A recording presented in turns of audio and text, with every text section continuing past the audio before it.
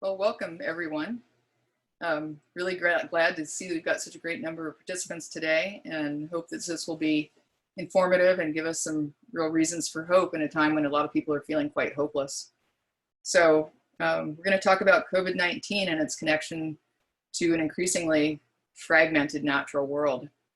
And I'm here with Sylvia Earle today, and let's dive right in and start talking about what do you take the plunge. Take the plunge. See what are your thoughts on all of what's happening all around us right now. Well, first, a little background. I'm mostly an ocean person, but a long, deep history in science, looking at the whole world as a single interacting system, land and sea.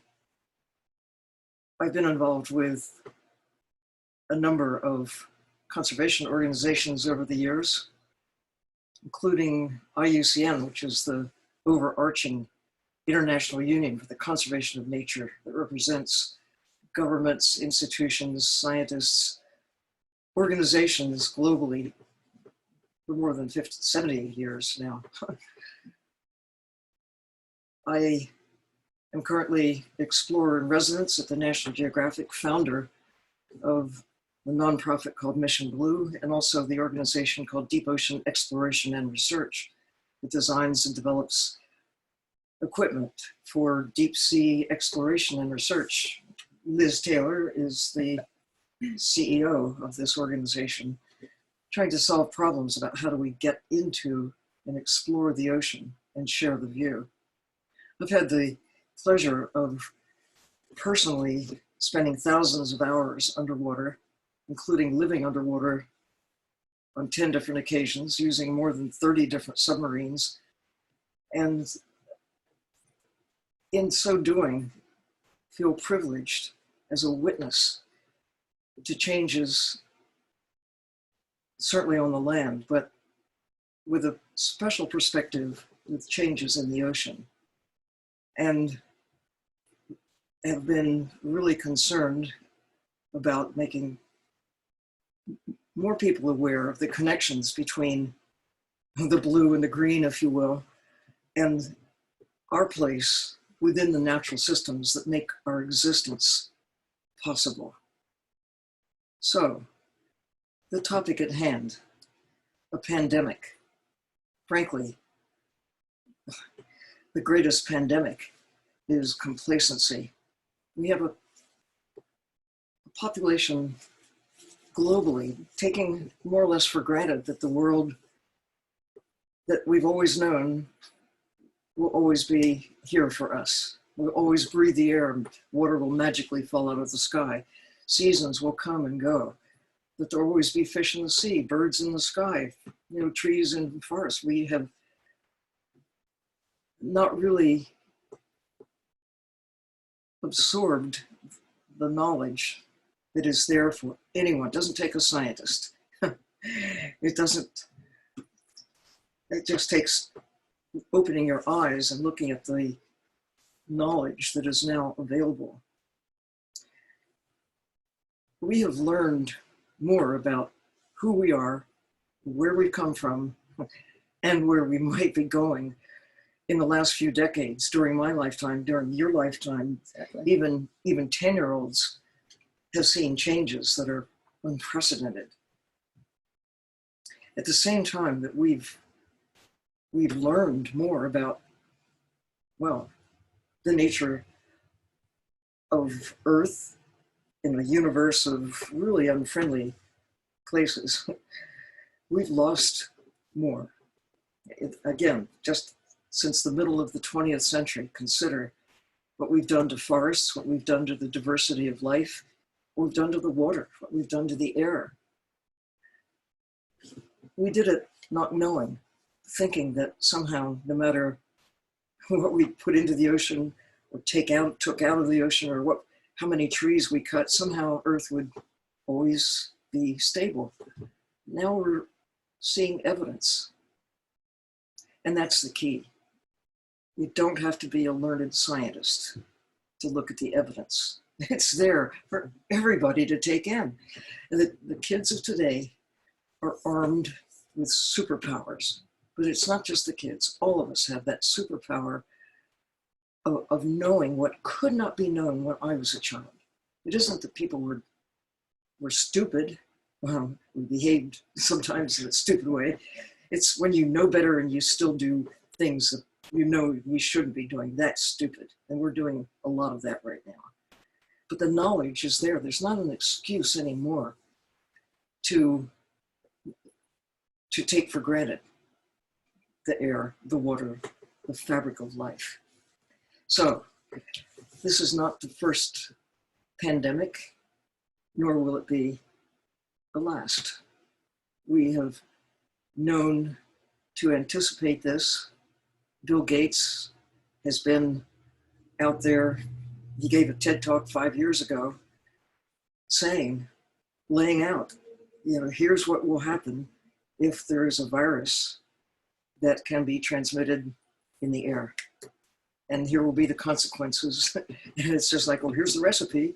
And 5 years later, here we are right in the middle of this not epidemic, but a pandemic. Right. And okay, so we've set ourselves up, a monoculture, if you will, humans. We are everywhere and we're connected. In some ways, that's a really good thing because we are able to communicate not just the problems, but also the solutions, what to do about things when we have a problem. Somebody may be able to figure it out and spread the word. Anyway, but the bad news is how connected we are when we have an airborne virus. And the good news is it's not as deadly as some of the other diseases in the past. It's bad. And the fact that you can be a silent carrier, right? That you can have the virus and transmit it to innocent people, unlike some of the other diseases that people have had in recent times that you know you're sick before you can really effectively transmit the disease. But this is really insidious because you don't know who's infected or who's not. So before we get into the question, it's just, I'm listening. What are the solutions? Test, test, test, test. And we haven't really been doing a great job of that, but where we are doing that, you have to know the size, the scale, the dimensions of the problem, and that takes testing. And we've fallen behind in this country, right, in terms of being able to do that or to make those tests readily available. That eventually will happen, I suppose. But going back to the other thing, we're doing we're not quite 6 feet, but we spend a lot of time together. So exactly. So we're either not safe or we're safe. Right. So anyway, we're doing our best. The question, though, how do we get into this in the first place? Right. It seems that we've got the information. It's been there. A healthy environment and healthy people are like this. An unhealthy environment and unhealthy people are also like this. If we unravel the natural systems that have taken, as they have, 4.5 billion years to make a planet that is just right for the likes of us, and about 4.5 decades to significantly unravel, to take apart the cycles that make Earth a safe haven in a universe that is really unfriendly. So what do? You protect everything you can of what is still in pretty good shape. We started a century ago with national parks. Best idea America ever had, some say. Exactly. But it's a great idea, but we need to do the same thing for the ocean. Yes, it's about diseases. It's not just the current COVID-19, it's diseases writ large, past, present, and future. many of the worst have started because we have abused the natural systems. I recommend to those who are listening to tune in to Peter Knight's Wild Aid and his message about wild animal trafficking.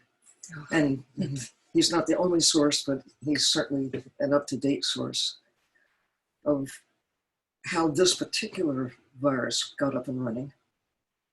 The wild animal markets in Wuhan, in China, but it's not just there that there are wild animal markets where animals are distressed. Right.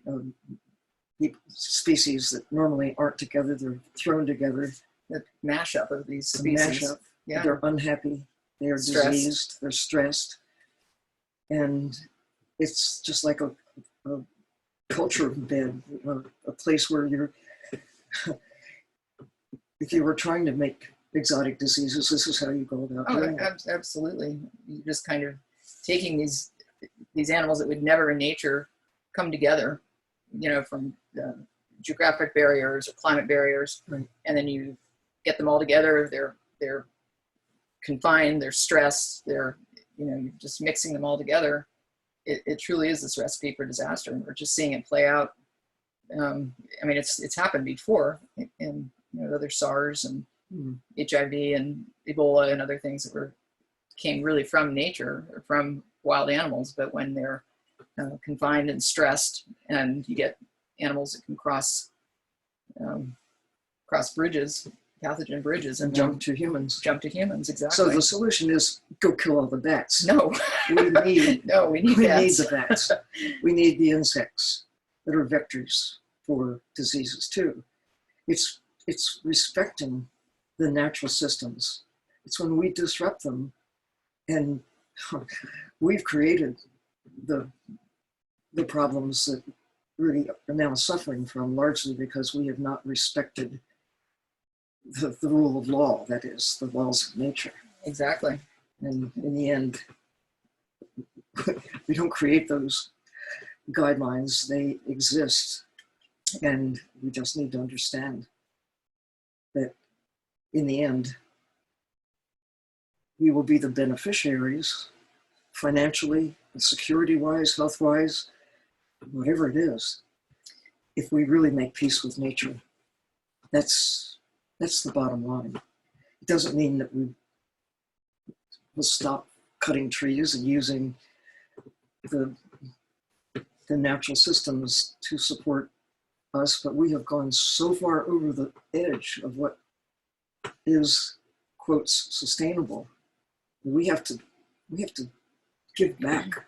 We have to restore what we can and hold on to every old growth forest that we can, every healthy coral reef that we can.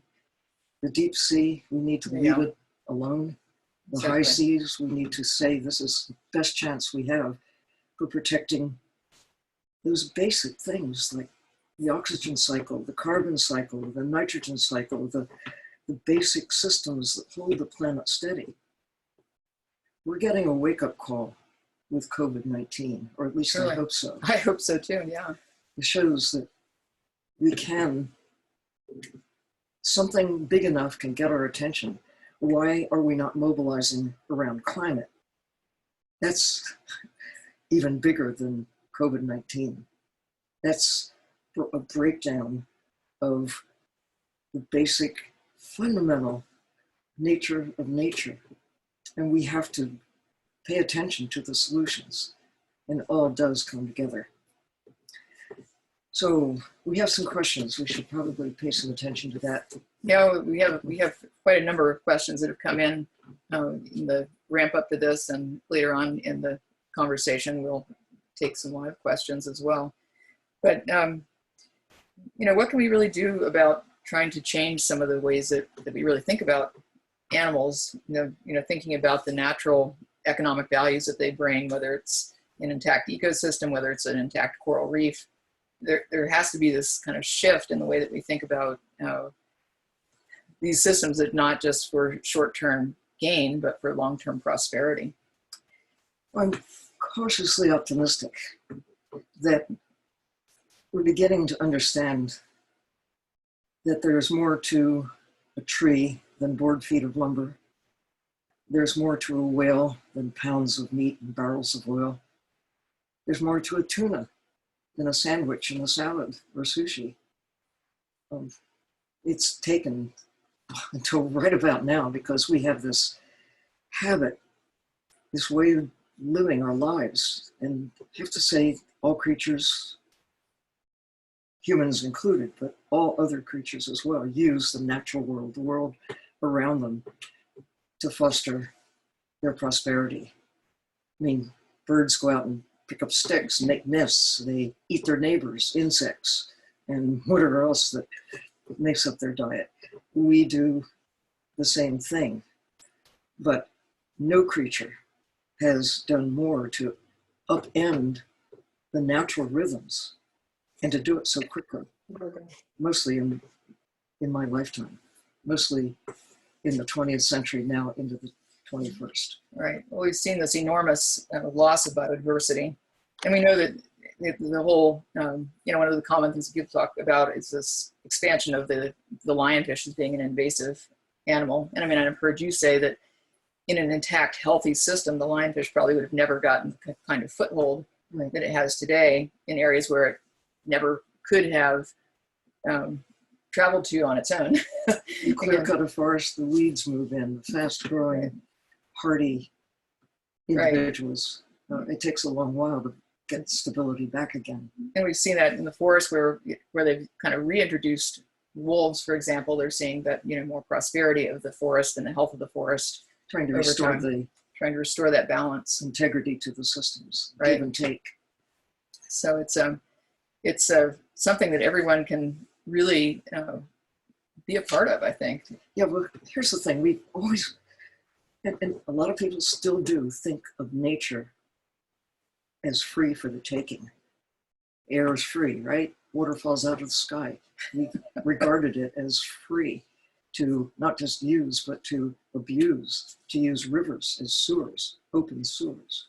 It's where you put stuff. The ocean is the ultimate open sewer, if you will. It's where you take everything that you don't want close to where you live and you take it away, put it into the sea.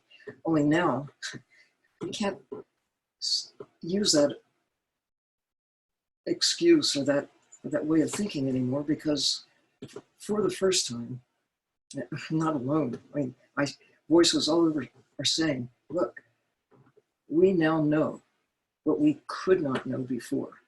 I mean, there's no excuse. Plastic stuff doesn't just go away. It just gets into smaller and smaller pieces and ultimately comes back to haunt us. Burning fossil fuels, great idea at the time, it seemed. Right. And it still seems like a great idea. How are we going to have lights and all the plastics that we use and the transportation and so many things that we find excuses why we have to keep doing the same old things, except now we know. And we know that there are alternatives. That's the great news. We don't have to sink into despair saying, well, there's no hope. We just have to keep doing what we've been doing. No. The great thing is, the best thing about being a human, I suppose, is that we learn things and we pass it along. Learn things, pass it along. So that I don't have to figure out how to make a cup or the coffee that's in it or whatever else it is. I'm the beneficiary of making books. I'm the beneficiary of being able to have this conversation and share it with so many people.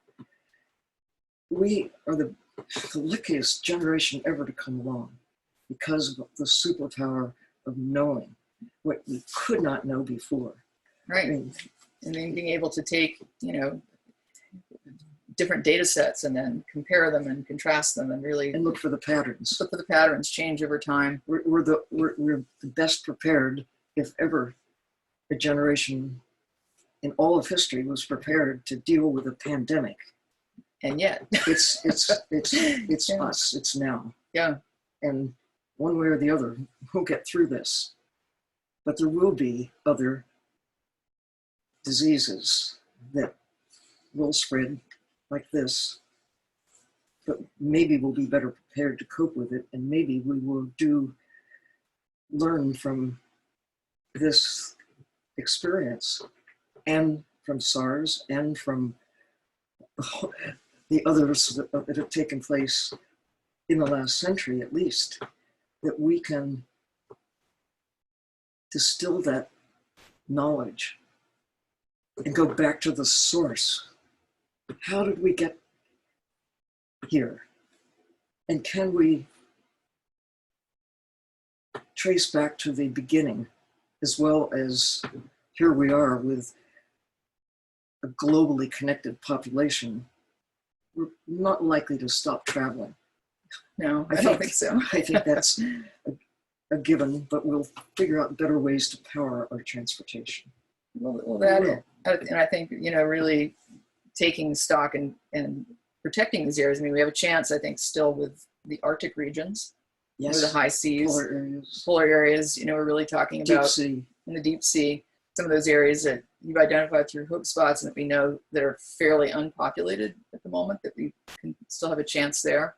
I mean, some of the efforts to protect the high Arctic, for example, I mean, that's where climate change is accelerating even faster than in some of the tropical Polar regions. areas generally, but especially the Arctic. Right. And So a chance with the high seas and the high Arctic, just as it's a global commons. And we all have a vested interest in taking care of the natural systems. Countries have a special responsibility within their borders and out to the edge of the exclusive economic zone at 200 miles. And there's, of course, the initiative to have 30% by 2030, a good start toward really respecting the whole Earth and how it functions, but we have to hurry. Right. Land and sea together. And I mean, we aren't doing a very good example here in the United States, but I know that in some of the regions that you been visiting in the last few years, that a lot of the leadership has taken some of those steps to put new protections in place. Well, they see the connection between a healthy environment and healthy people. Right. A healthy economy in a healthy environment. If you destroy the underpinnings of what makes a society function, that's the economy. I mean, that's writ large. And we need to value the living systems for more than just the short-term sales number. Right. The value of a fish is not just in what you can sell it for. A live tuna has to be worth more than a dead one. I mean, a live whale has to be worth more than a dead one. A live shark, whatever it is. We have to think differently about the value. But there must be more questions. Yes, there are. We've seen, again, the Great Barrier Reef just this week, another big bleaching event. And some of the questions that people are having is, we know how stressed these reefs are. Is it going to be helpful at all to try to repair them in any kind of artificial way to maybe get some kind of a jump start to help restore some of these systems that we're so reliant upon for coastal protection and so forth? The first order of business is to protect the healthy systems that are in good shape. We're not doing a great job of that. Although the goal is 10% by 2020, 30% by 2030 of the ocean areas.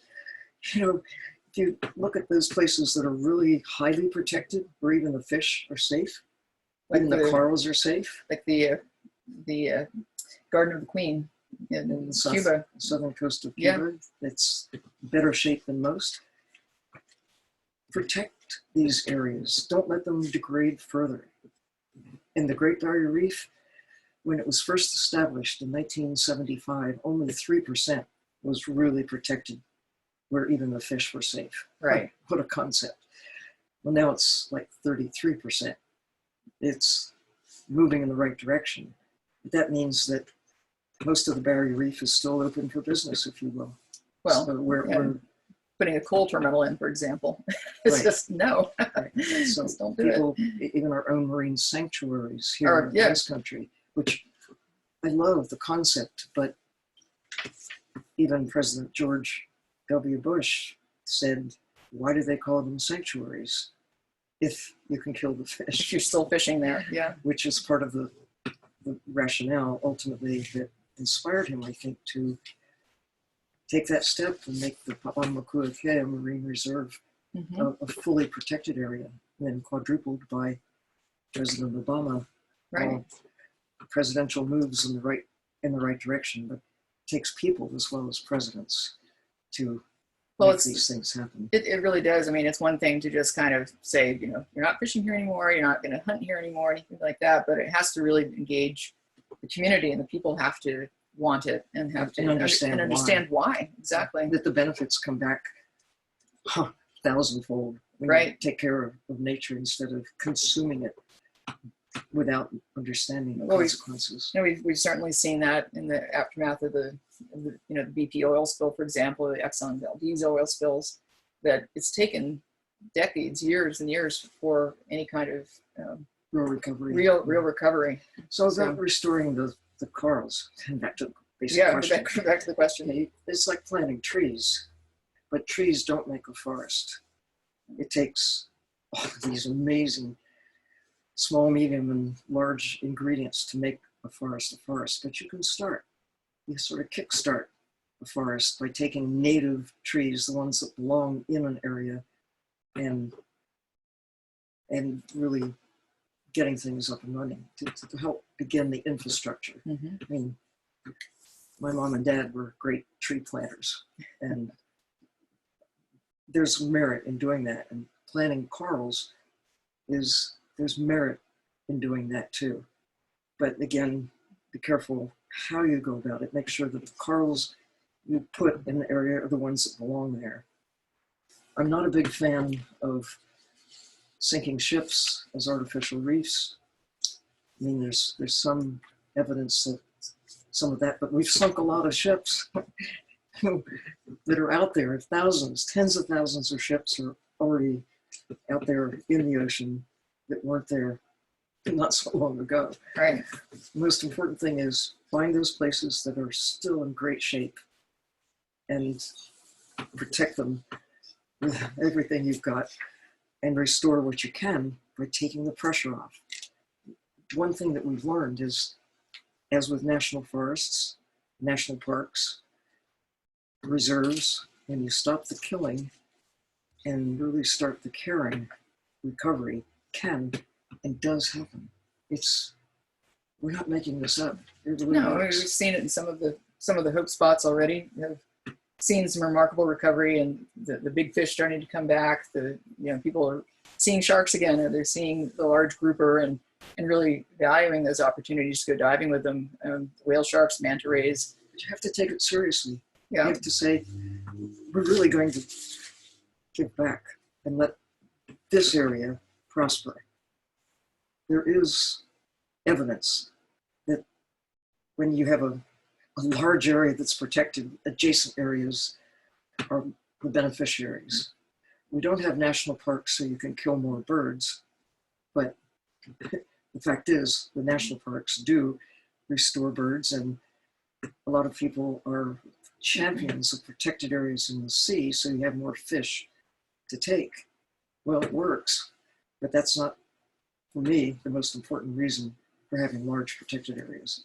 We really need to restore the integrity of the system. And if you have enough of these places, Mission Blue has started complementing the many organizations out there that have initiatives for protection. World Wildlife, Nature Conservancy, Wildlife Conservation Society, Conservation International, Audubon, this long list. And IUCN, like the governing overarching entity that is a voice for nature overall. We need to work with them. Yeah. So another word, some people have been asking that, they may be scientists in other fields, they may be kids, but they feel like, they don't have a degree in marine biology, or they don't, they're not really into the biological sciences, but what can they do? I mean, how much do they need to, go back to school? Are there things they can do every day that can start to really make positive change, or how do they connect their fields of science and into really meaningful and tangible results. Well, again, I say, we're the luckiest humans ever to be on the planet because we're surrounded by most incredible knowledge that could not exist when I was a child. No one had been to the moon. That image of Earth from space did not exist. Einstein never got to see what Earth looks like from afar. He did not get to see what a cell phone is, how we could communicate.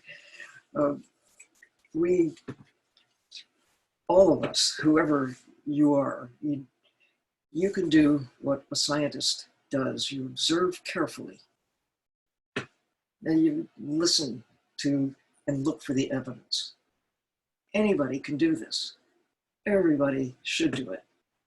And some make it their lifetime objective to, observe carefully, report honestly what you see as scientists, but it should be something that we should celebrate as human beings. We have the capacity to learn from the past and apply it to the present and make the future better. That's what makes us as profoundly prosperous as we are, as compared to those who lived 1,000 years ago, 10,000 years ago, or even a century ago. We now know what viruses are. If it was 200 years ago, we didn't know. We're learning more and more about these causes of our woe, and that's power. Knowing is the key to finding solutions, and the will to use the knowledge in a positive way. That's where we're at. That's why I'm truly optimistic about the future, because not only is the knowledge there, in one way, the COVID-19 disaster is demonstrating that people can pull together when they see that this is something that can affect and does affect everybody. The heads of state, the heroic figures in sports, in the arts, scientists, teachers, kids, people, ordinary people. There is no such thing as an ordinary person. Everybody has not just power, but this superpower of being a 21st century human being. So, to those who ask, I'm just, whatever your next line is, I'm just a teacher. I am just a kid. I'm just a business person. What do I know? You know so much. Use that knowledge and be a big sponge. Go out and figure it out. Find your personal superpower, because everybody has something that makes them special. I cannot sing, but some people can. Yeah. And use that special talent that you've got. Curiosity is that thing that holds us all together, and the will to go from where we are to get to a better place. Find that organization that is doing what you think should be done, and make a pest of yourself. I want to help. Knock on the door, and if the door stays stubbornly closed, start something on your own. That's true. Every great thing ever gets going because somebody just is, they have something that they can't let go of. And I think it happen. And I think it's really, really, those are the real causes for hope that we have. And, and everybody does have that power to do something, whether it's putting in their own vegetable garden and getting rid of their lawn, or using less plastic, or just realizing that the importance of a healthy, the same way we value our, a healthy, well-exercised, well-nourished body, and we have to kind of think of the planet that way too. And understand where our prosperity comes from. It doesn't just originate in the city, it has deep roots in the natural world. It's in air, water, this immensely diverse fabric of life that holds the planet steady. We must respect that. There must be another question. Well, we've got some live questions that Okay. are coming up. We should do our best to try to respond. I Okay, let's do it. get a little too chatty here. Focus on more of the questions, but we'll try and see if we can find a way to respond to them. So we have Maybe one. share those answers with others. So we've got one coming in from Andrew that says, how can conservationists and scientists fight against the EPA and other protections that are being rolled back by our government when they're using COVID as an excuse? Well, that's such a phony excuse, if you will, or Right. argument. It's supposed to be to give businesses a better chance. It's not understanding that that the economy is absolutely fundamentally rooted in a sound environment. Tim Worth said it so well years ago. A statesman who's involved with the UN Foundation. You don't know Tim Worth, check him out. He's a thoughtful human being who said the economy is a wholly owned subsidiary of the environment. Like, duh. where does our prosperity originate? It's this blue speck in the universe that is our home. And like every other creature, we use the natural systems to foster our prosperity, but we have not really used this special talent that we have of deep understanding about cause and effect. We do this, this happens, and therefore. But we are finally at that stage where there's enough evidence all around us that if the EPA did not exist, we'd have to invent it. It didn't come into being until the 1970s, when the evidence of a degrading environment with environmental costs, but real economic costs and costs to our health, to our existence. You know, when rivers are so polluted that they burn, that now the air is not something you can trust. It's bringing diseases from other people. You don't even, they look perfectly healthy, but they're not. Yeah. And can cause a problem for you. I mean, now we know. We need to not wait for the governments. Governments are of the people, if you will. So if you have a business and the government says, well, you don't have to worry about your polluting ways anymore, we'll lift the burden from you. Well, it's not a burden, it's common sense. And it's not just good for you and your business, it's good for your neighbors, and that's good for business. I mean, why is this so hard? I know, it's for just people to understand that the rules that have come into place are common sense, and you really should not have to have a law that says this is the right thing to do, the right way to behave. We only need those, should need those laws for those who are disregard common sense, if you will. Those who are short-term thinkers or think that they're impervious to the laws of nature, right. and think that they can get away with it. But as COVID-19 is demonstrating, nobody is so... Nobody's above the virus. That's right. There you go. So it's another question, is we're seeing the quarantine and the emissions of CO2 dropping significantly, and some animals' attention is in their environment is cleaner. How do you think the COVID quarantine will help society wake up and respect the damage that we're causing now that we see the lives that others are affecting? How do you think it can change the way that we're thinking about the ocean in our lives and the impacts? Well, it's evidence, right? People some who say, well, okay, so the climate is changing, but humans are not the cause. Well, here is some real evidence in a very short window of time.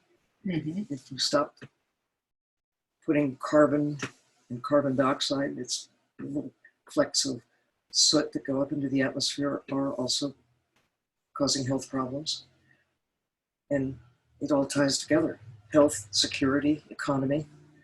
But the basis of all of it is you've got to have a healthy environment. Yeah. You have to have water that's safe to drink. You have to have food that isn't poisoned. You have to have air that is what we have always thought air to be: safe to breathe. Yeah. Hope it is. So I think those viruses showed us in many ways that, is the air safe to breathe, 6 feet apart. even that Yeah. is not secure. Okay. We've got, let's see. You're saying the pandemic is affecting humans. Is it symptomatic of a sick planet, similar to disease affecting honeybees and the fungus that's killing bats, the decline of amphibians, and the list going on and on? It's coming in from Sherry. Do you think these are all kind of tied together? Look at the evidence. I mean, you could ask, does it all tie together? And I'm almost tempted to say, well, duh, duh, it's a planet in trouble. But I don't mean to toss this off lightly. Yes, it's the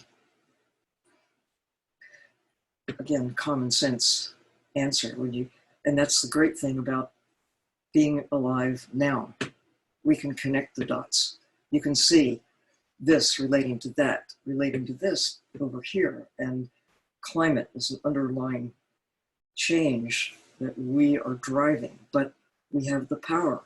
We have the superpower now that we know what to do. Right. The key is doing it.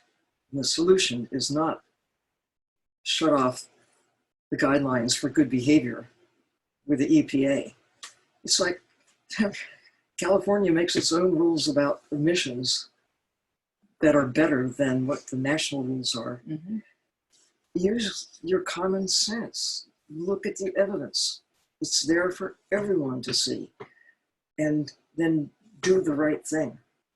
And then people are the solution. We see it happening now with people. Finally, like a 2x4 has struck people all over the world. Oh, we have to behave ourselves in a certain way if we are to survive, if we are to thrive. And when you see our behavior that has kind of crept up on us, polluting the air gradually, and you think, well, it's just the way it is. But then you stop polluting the air and wow, the sky is blue. Like when the Olympics in China caused the shutdown of the heavy industries that were causing the air pollution. And what do you know? We can cause the problem, but we can also solve the problem. It's true. Knowing what to do. We need to find those solutions that are keepers, that will maintain the integrity of our society with energy sources that can result in clean skies and air that we aren't afraid to breathe. Yeah. And the knowledge is certainly within our reach. And we had another one question asking about just the impact of what COVID-19 is having on these transportation systems, and how do you think that air travel plays into all of this? And it's been a way for people to get to see the world with new eyes. Transportation generally, travel.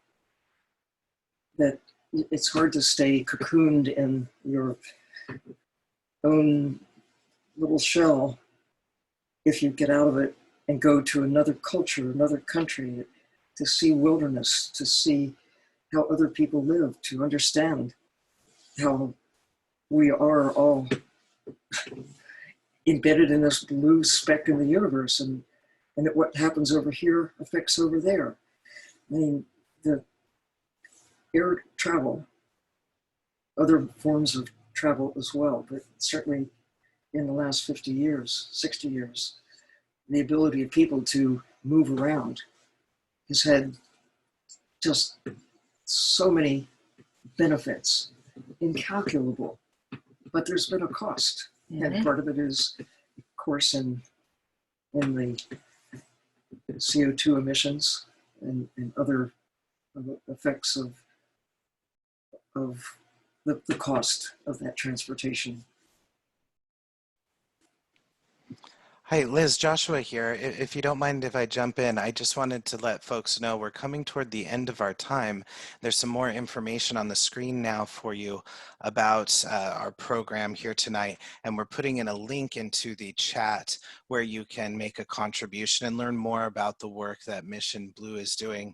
Liz, if you and Sylvia are open to staying on a little longer and answering some more questions, we have nearly 200 via Q&A already, so we'll make a dent, I think. And then we do have some hands raised. If you'd like to take a verbal question, we can try that as well. All right. You want to try some of Sure, the verbal questions? Let's see if we can start a conversation. I see a hand raised from Sunil. Sunil, I'm going to allow you to speak. You'll need to unmute at the bottom left of the Zoom interface. Click to unmute, and you should be able to ask your question, please. Many thanks, Joshua. Many thanks, Liz and Sylvia. You talked about wake-up call and learning lessons from what has happened in the past. But my question is, I am 64 years old, and I started into the climate change and environment kind of stuff when I was 15. So much younger than you, but still about 50 years or so. And we have had so many catastrophes. Albert Camus famously said that we have as many wars as we have pandemics or epidemics, but when one comes, it takes us by surprise. So we know the problems, we know what the problem is, we know what the solutions are, but we don't want to solve the problem. Whether it's the economic crisis that happened in 2008, which could happen again this year, whether it's climate change, which is affecting us, and we know it's causing disasters all over the world. And do we actually learn? And you said you are optimistic about us, about the mankind, but why don't we ever learn lessons? Thank you. Thank you. Well, if I had the answer to that, I would be spreading it out through the universe. But I do see that people are coming together in ways that we were not going back to when I was a child. It's a progression, and it's like a race. Can we learn enough and apply it fast enough to be able to reach that point that we talk about, that is making peace with nature, a sustainable planet where humans can thrive within the natural systems that make our existence possible. But some examples of why I'm an optimist, I suppose. 100 years ago, people were still taking wild birds in large quantities as a source of food.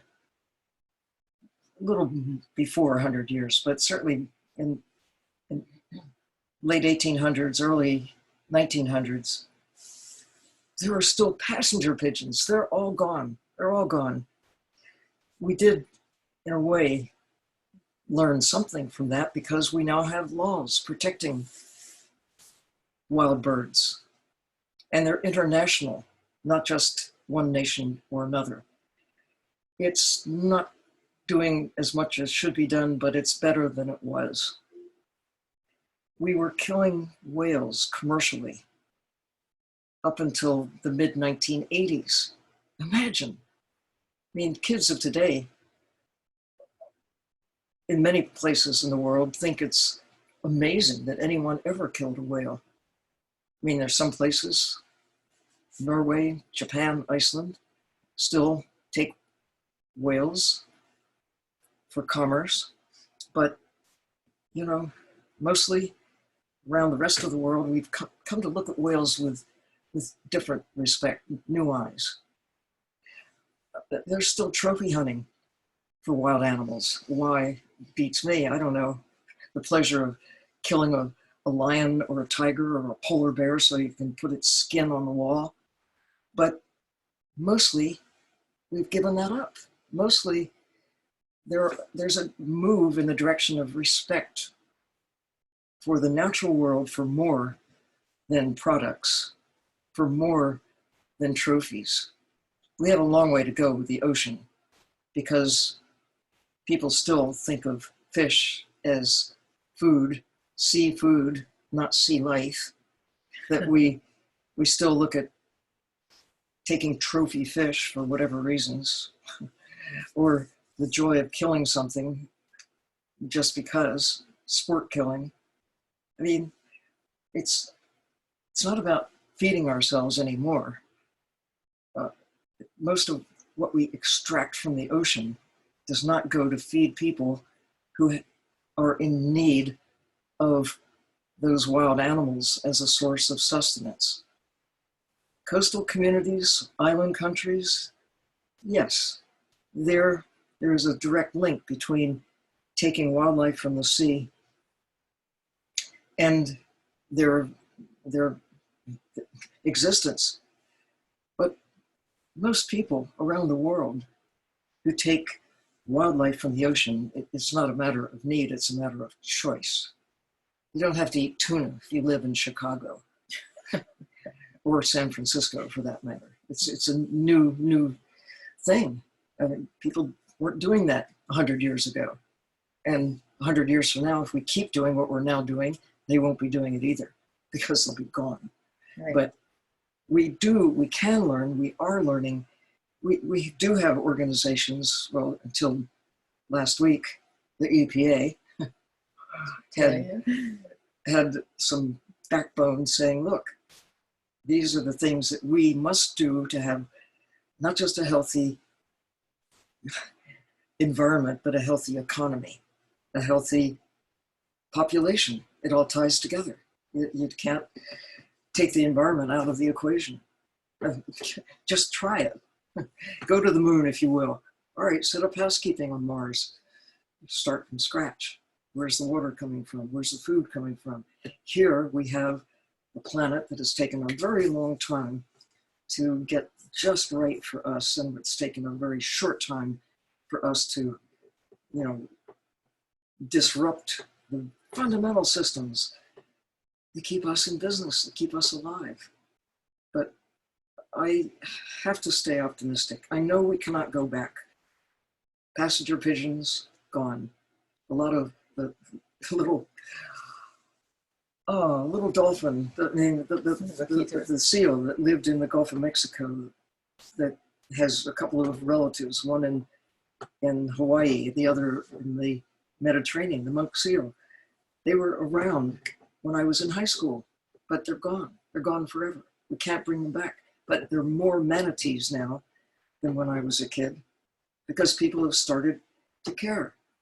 And the more, we've seen eagles go from almost being extinct, I mean, the American bald eagle, to a time of recovery. Why? Because people armed with laws, but it was because people, individuals care. And the laws are important, but mainly it's because of the minds and hearts of people just such as you, who are not content with business as usual. And you will take and do what you can using what powers you have to go from where we are today to get to a better place. I mean, it's there to be done, and we all can do our part. We all have the power of one. Some have even more. Yeah. Is there another live question? Yeah. We have a lot of people still online, well over 200 questions. And folks, I want to let you know we've had over 50 hands raised. So Wow. obviously we're not going to get to all of you, but we're going to do our best to get to you. I see a hand up from Tenley. Tenley, I'm going to allow you to talk. Click to unmute at the bottom left, please. Let's try that. There we go. I live in Iowa. What can landlocked people do to have positive impact on coral reefs? What was the, I'm sorry. She lives in Iowa, which is a Okay. landlocked area. So Yeah. how can she help with the coral reefs? So many ways. Oh, so many ways. Right. Why don't you answer that one? Well, Go ahead. well, everything you do, every choice you make daily, the things you purchase, the way you handle water in your community, it all flows to the ocean. It's all part of that water cycle. Think about where you're purchasing things from, how far did it travel, what is its impact on the climate. Those sorts of basic things can really help the ocean. And again, trying to buy locally, trying to do what you can in your community to increase the biodiversity, because all that pollution that comes downriver and creates dead zones in the Gulf of Mexico, it all starts upstream from very landlocked areas. So it's a vital place. Water connects us all. Yeah, and just follow those lines of connections. That it's a good question for you to try to answer for yourself, and then share what you've discovered.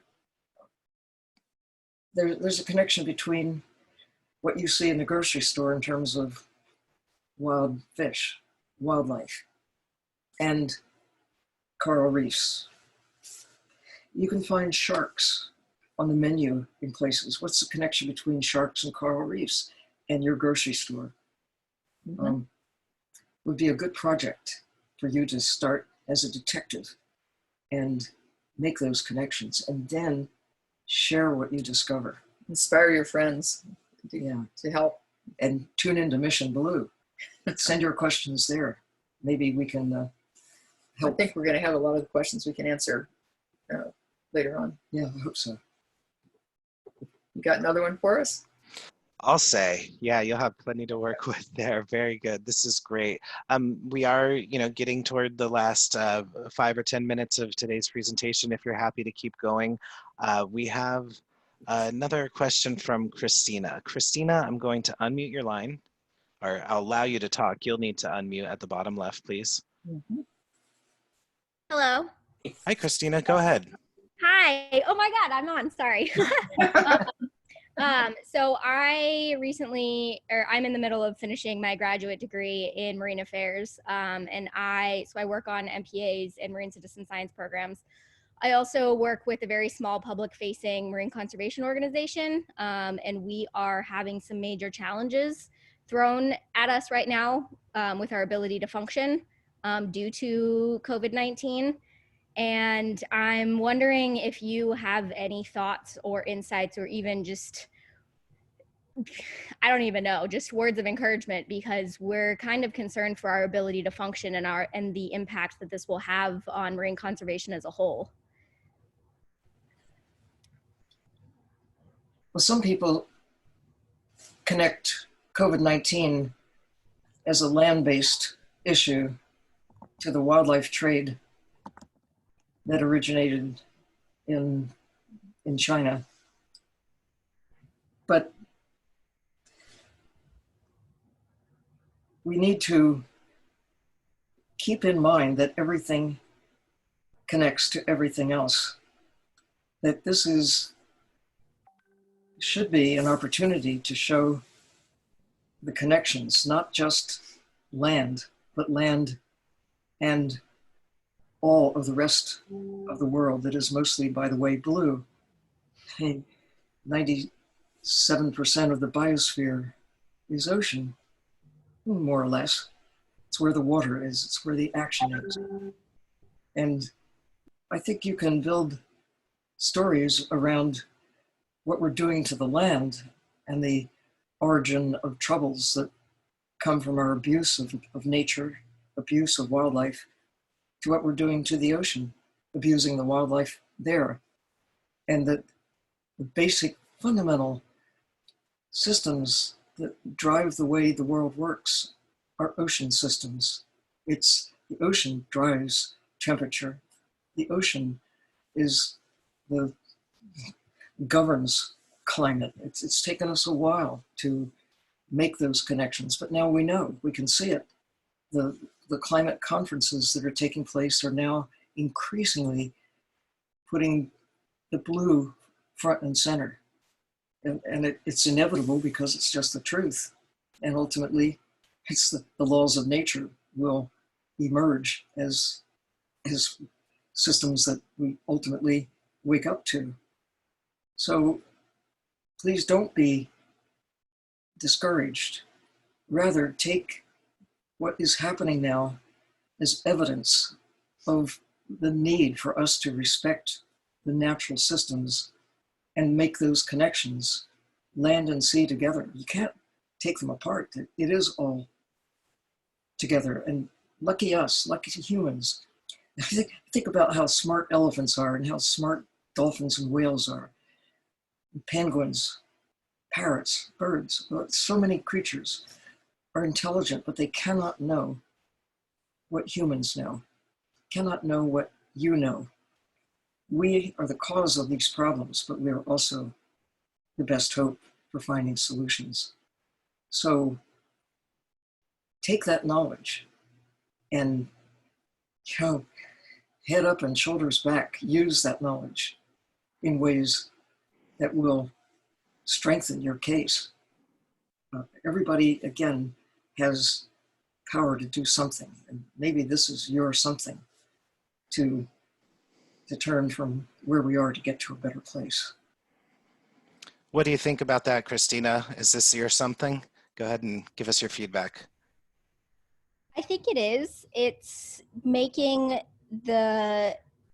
and I'm also a dive instructor, so I spend a lot of my time giving people their personal connections to the ocean, and seeing the impact that has, because I truly believe that unless you have some sort of personal understanding of something, you won't necessarily be motivated to make changes in your personal life that have broader impacts.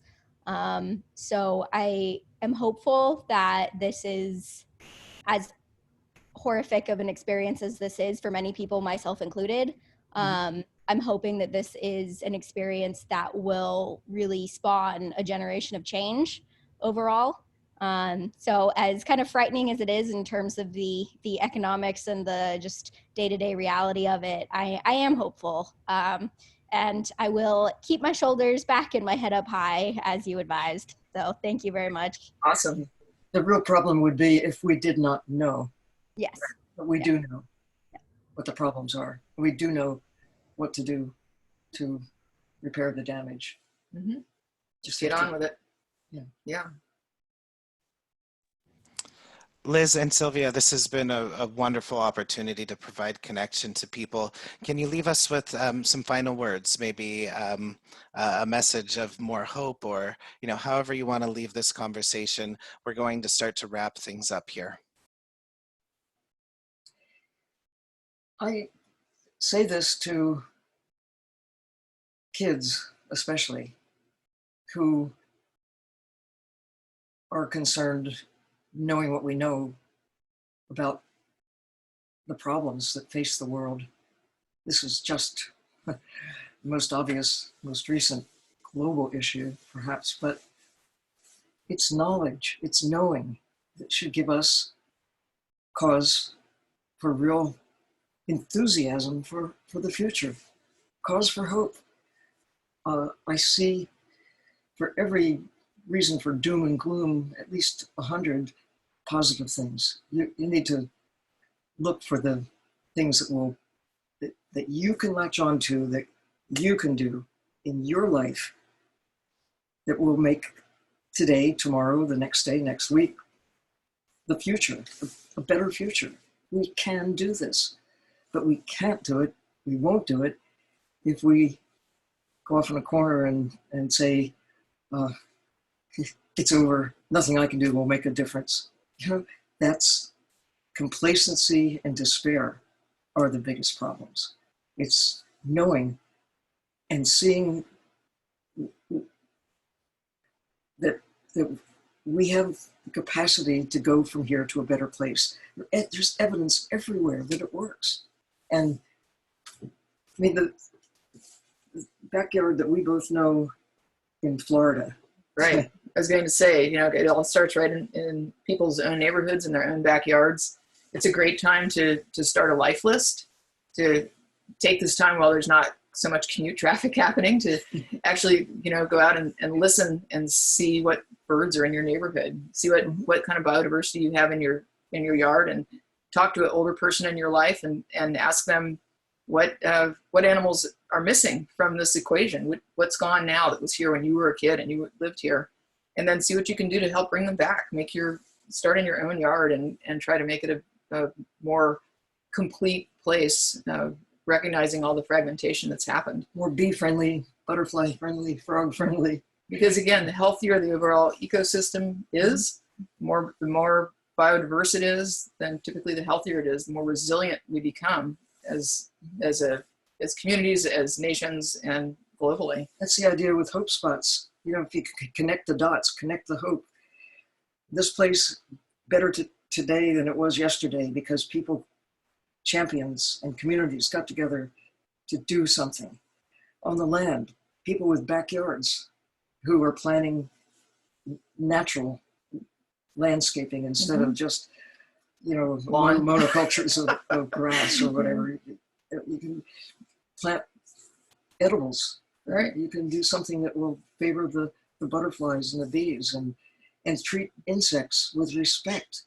And, you know, we just have to stop the killing and the poisoning that is poisoning not just the things that we think we want to be rid of. We actually need to respect them and care for them. We're poisoning ourselves in the process. It makes us more, it makes us more susceptible to something like COVID-19, which, I mean, bacteria and viruses especially, they're opportunistic. They just see us as another host to, you know, get about their business. So the more robust and resilient our ecosystem can be, and the more we respect nature, the better chances we have for a prosperous future, an enduring future. Everybody can do something. That's, I think, the bottom line message, that treat the ocean, treat the natural world as if your life depends on it, because of course it does. That's it. That's a good, and that's an excellent ending point, I think.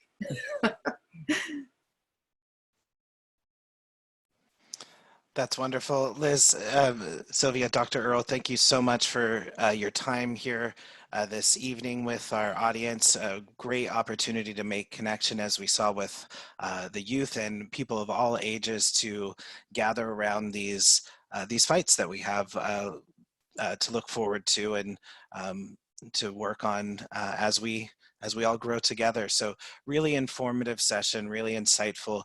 Thank you so much for a wonderful presentation and conversation. We're going to wind things down here, folks. Thank you so much for the many, many questions that we've been able to capture here today. We appreciate your participation. Great to hear from some of our younger audience members. And I want to remind you that this session, in partnership with Mission Blue, is brought to you as well by Ocean Elders. And the mission of Ocean Elders is to bring people together in town hall events like this. So look forward to additional sessions, just a preview of what's coming down the pipe in the next couple of weeks. So locate that link to make a contribution and learn more about Mission Blue. Stay in touch with Ocean Elders, and we hope to see you again here next week. We're going to close today's session. Thanks again for your time, everybody.